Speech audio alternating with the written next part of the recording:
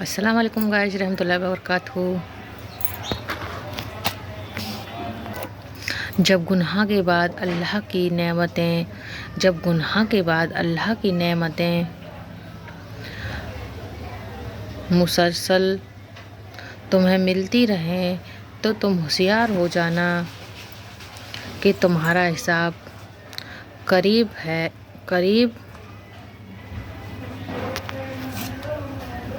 قریب اور سخت ترین ہے۔ کسی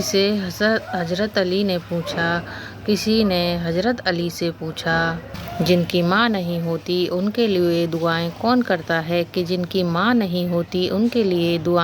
کرتا ہے تو آپ نے فرمایا کہ کوئی جھیل اگر سوکھ بھی جائے تو مٹی سے اس کی نمی نہیں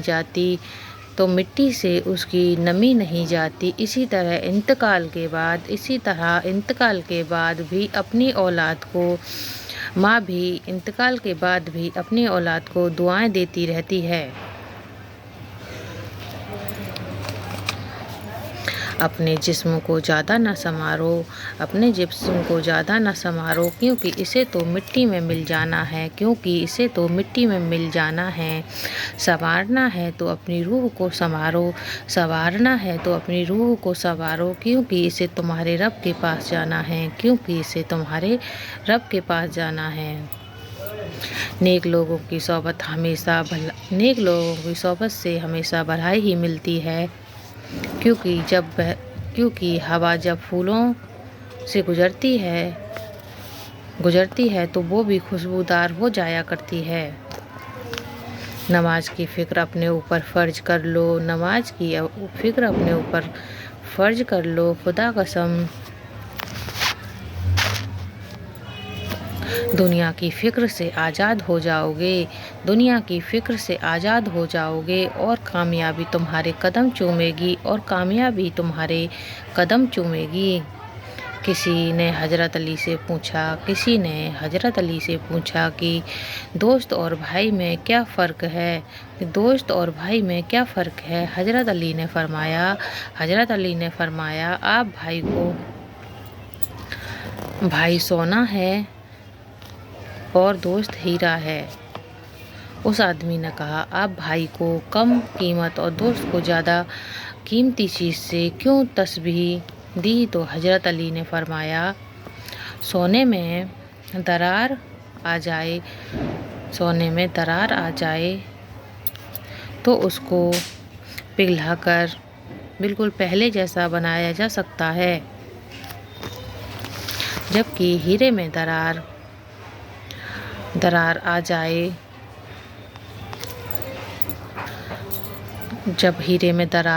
تو اسے پہلے جیسا نہیں بنایا جا سکتا۔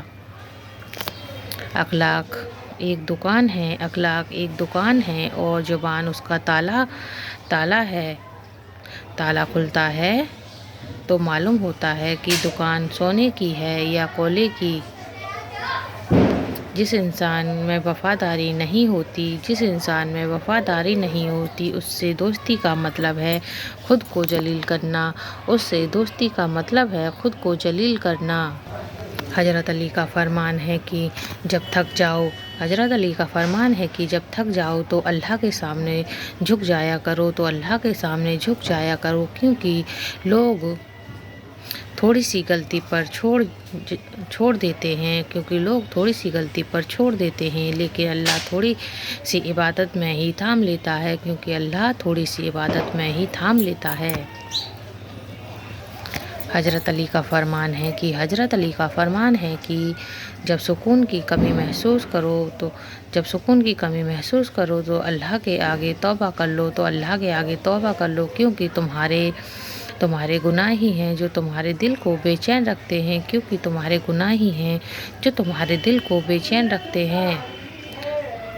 اگر دنیا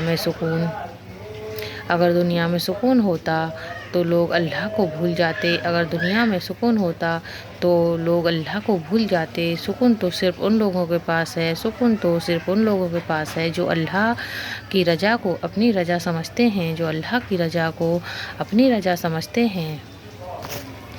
حضرت علی کا فرمان ہے کہ جو اللہ کی تقسیم سے خوش ہوتا ہے وہ دوسروں کے پاس موجود چیزوں کو دیکھ کر غم زدہ نہیں ہوتا۔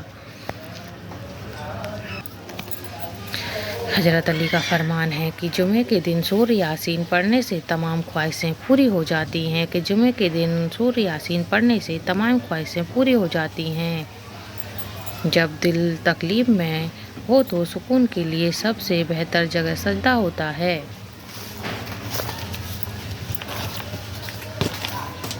اگر ویڈیو پسند آئی ہو تو لائک اور سبسکرائب کریں۔